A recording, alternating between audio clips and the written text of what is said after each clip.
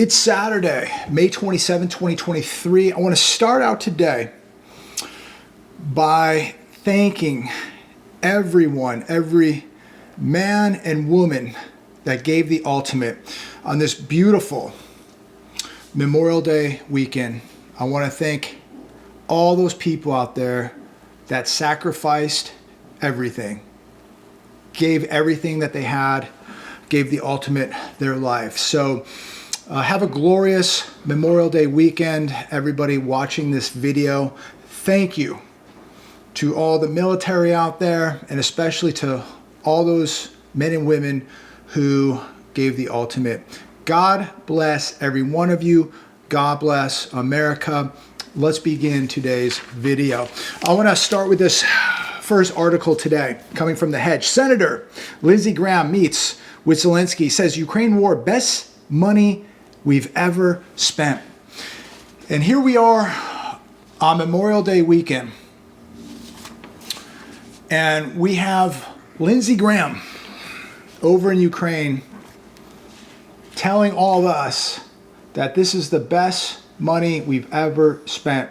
He is a total war hawk, and I'm not going to sit here today to get political. This channel is far from political. It's economical, but this is going to cost every one of us a lot more money. And here we are talking about a debt default, and yet Lindsey Graham is ready to give Ukraine even more money. I want the war to end. I don't want to see people in Ukraine or Russia. I don't want to see anybody dying. I'm not for war. This needs to end. We should not be financing it. And Lindsey Graham, the war hawk, is basically giving them an open a checking account while we're all paying for this. He's visited Ukraine 3 times since the war began, called for Putin's assassination, called for the U.S. to directly attack Russian planes, demanded that the U.S. put troops on the ground in Taiwan to fight the Chinese. This guy is so dangerous. We are so broke as a nation financially, and this guy continues to send money to this country. And again, I'm not getting political here, but who's paying for all this? And what he's doing, he is really jeopardizing the safety of every one of us by engaging and really taking this to another level with Russia. It's so dangerous. This is a nuclear superpower we're dealing with, and now he's escalating things with China. So he's escalating things with Russia, escalating things with China. And you look at Senator Lindsey Graham. He looks like a very weak man, looks like a man who's never been in a fight in his life, yet he's ready to send your kids over there to get into a fight with a nuclear superpower and then go to Taiwan and fight the Chinese. And then have you and I pay for all this. Billions of dollars going over there. It is absolutely appalling. Here we have Representative Jerry Nadler wouldn't care if Ukraine used F-16s to strike Russian territory. And look, I'm not taking a side here. I don't want to see people on either side die. I just pray that this whole thing comes to an end immediately. You know, people like Nadler, people like Graham, they never worry about the risk of escalating things like they're doing with Russia and China. And when Jerry Nadler talked about, these F-16s engaging in Russian territory, he actually laughed. He laughed about it. I watched this little video on Twitter, and he was actually laughing about it. People like these two guys don't care because they're not going to be going over there to fight. You will go there. Your kids will go there. Your tax dollars will go there. And when I look at people like Jerry Nadler and I look at people like Lindsey Graham, these two individuals to me look very, very weak. And these weak people are going to get us into a very, very serious war, a war that there's no way we're going to be able to win. We are nearly $32 trillion in debt. We are getting very, very close to a debt default here. And yet we're talking about sending billions of dollars more and then getting into a world war with these countries. This makes no sense. See, it's not political to me. It's economical. How in the world would you even pay for this when we're broke? We have people, we have vets living on the streets. We have people losing their businesses. We have vacant properties, vacant office buildings everywhere. I just don't understand this. The economy is in absolute shambles. The savings rate in this country is pathetic. Real wages down for 24 months, $32 trillion of national debt, $187 trillion of unfunded liabilities. That's a lot of debt, ladies and gentlemen. You take that plus national debt, we have over $200 trillion of debt. And these people are talking about sending your kids over into a world war. And this is why the US is losing the world. China now will offer military protection to many of these nations that we no longer protect or can protect. People are losing faith in us. They know that we can't protect them. They look at China, they know that China will protect them. And you can bet that China at some point is going to work out a lot of deals over in Saudi Arabia because they want that oil. And in return, China is going to want them and the rest of the world to use their financial system, to use their world reserve currency, their yuan. This is how it's all going to go. China's going to, they're going to promise military protection. And in return, these countries are going to begin to work with the new Chinese financial system.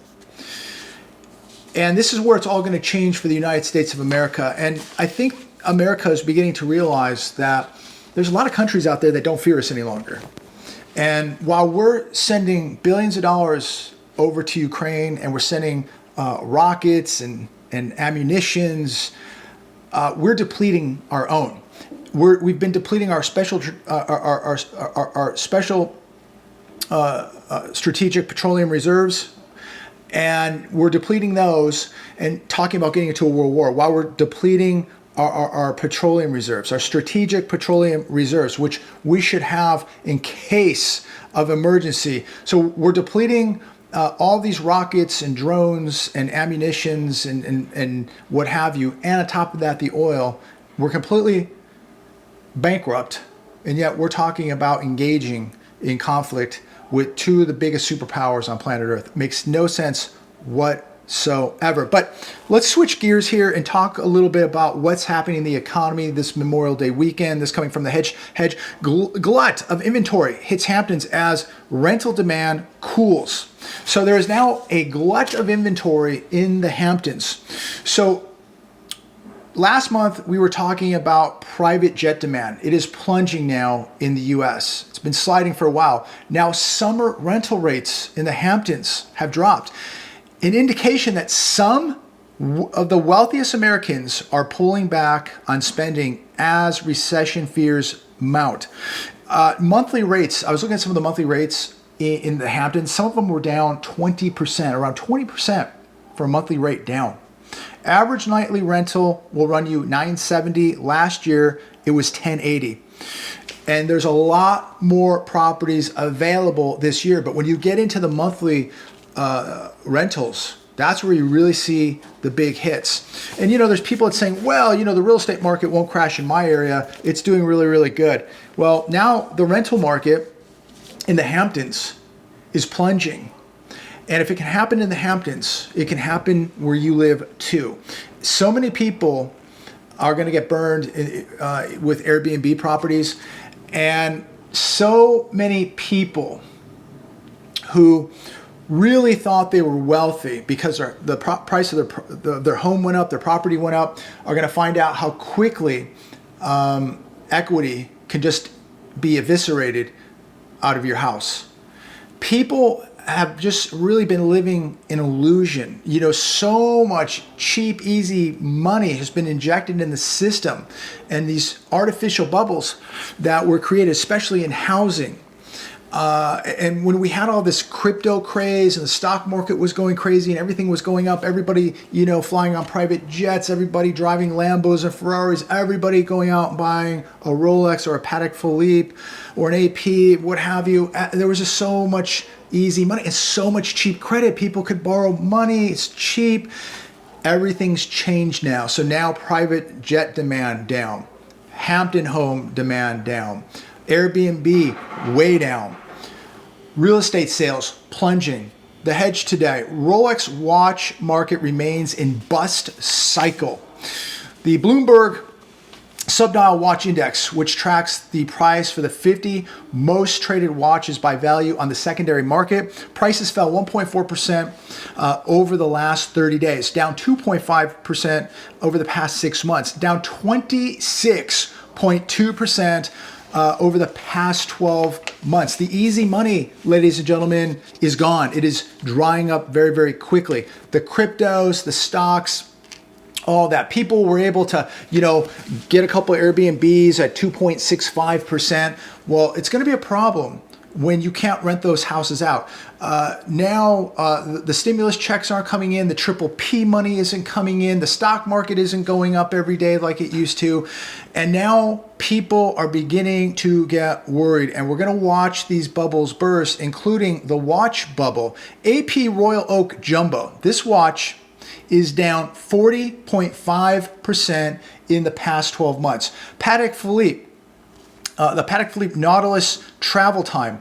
This watch is down 34.4% over the past 12 months. Patek Philippe Nautilus Blue down 33.7% in the past 12 months. Rolex Daytona down 31.7% in the last 12 months. Rolex Daytona 18 karat yellow gold down 30.6% in the last 12 months.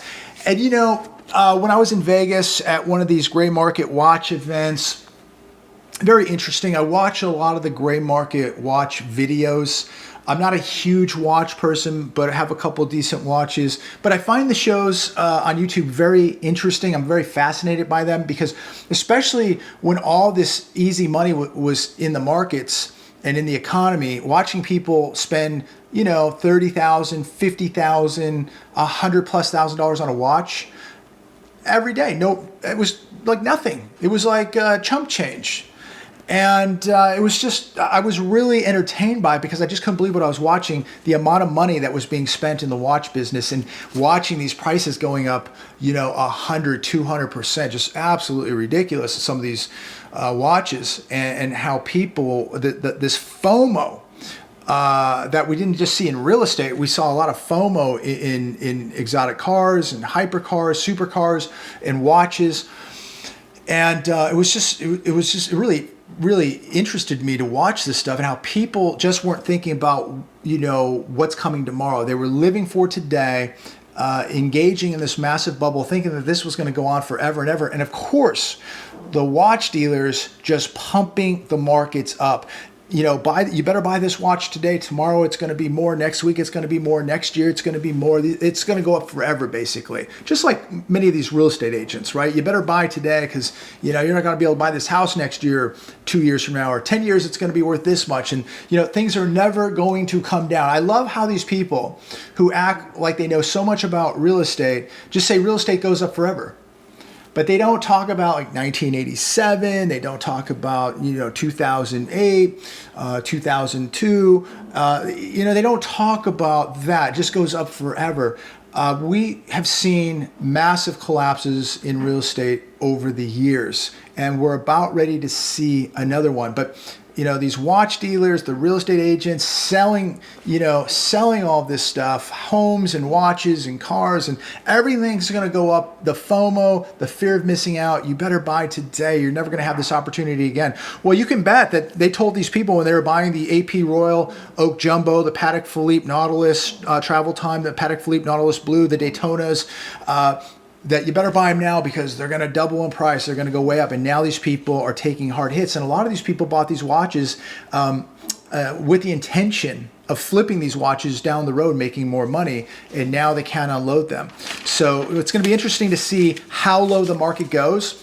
I think we're going to see this. It's in the exotic car market at some point, even though Ferrari and Lamborghini are having big years. But we're watching wealthy people begin to pull back. Everybody's going to feel the pain here. And so we're seeing it in real estate now. Sales are collapsing. We're seeing it in the watch industry, the high-end watch industry.